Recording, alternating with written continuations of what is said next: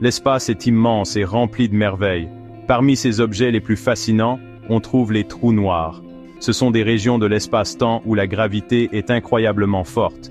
Si forte en fait que rien ne peut échapper à son attraction, pas même la lumière.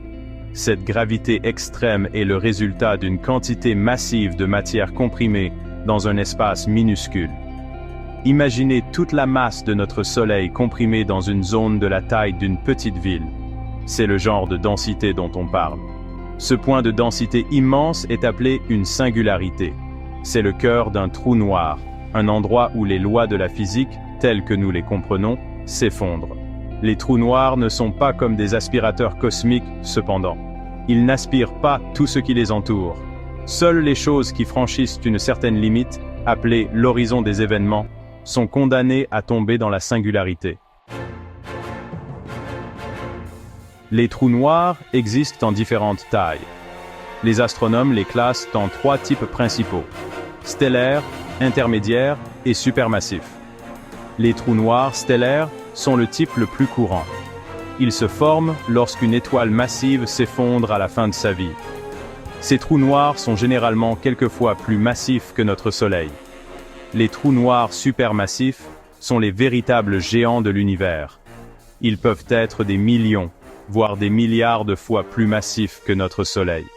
Ces mastodontes se cachent au centre des galaxies, y compris notre propre Voie lactée. Les trous noirs intermédiaires, comme leur nom l'indique, se situent entre les trous noirs stellaires et supermassifs en termes de masse. Bien que leur existence soit encore débattue, il existe de plus en plus de preuves qu'ils existent. Les étoiles sont des fournaises cosmiques qui brûlent avec éclat pendant des millions ou des milliards d'années. Mais même les étoiles ont une durée de vie. Lorsqu'une étoile massive manque de carburant, elle ne peut plus supporter son propre poids. Le noyau s'effondre vers l'intérieur, ce qui peut déclencher une explosion de supernova.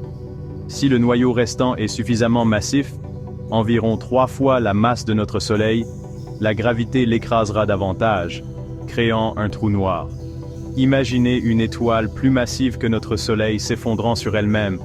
La gravité devient si intense qu'elle comprime le noyau de l'étoile en un point infiniment petit.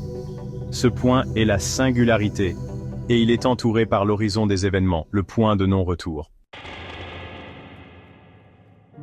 Les trous noirs sont invisibles au télescope qui détecte la lumière, les rayons X ou d'autres formes de rayonnement électromagnétique. C'est parce que rien, pas même la lumière, ne peut échapper à leur attraction gravitationnelle une fois qu'elle a franchi l'horizon des événements. Alors, comment savons-nous qu'ils existent? Nous pouvons détecter leur présence par leurs effets sur la matière environnante.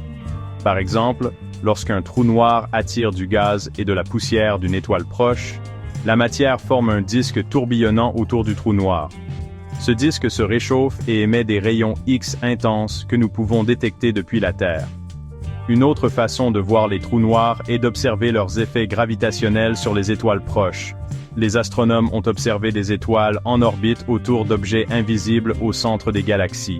On pense que ces objets invisibles sont des trous noirs supermassifs sur lesquels nous n'avons encore que très peu de connaissances en ce qui concerne leur formation. Plusieurs hypothèses ont été étudiées et cela sera le sujet d'une prochaine vidéo.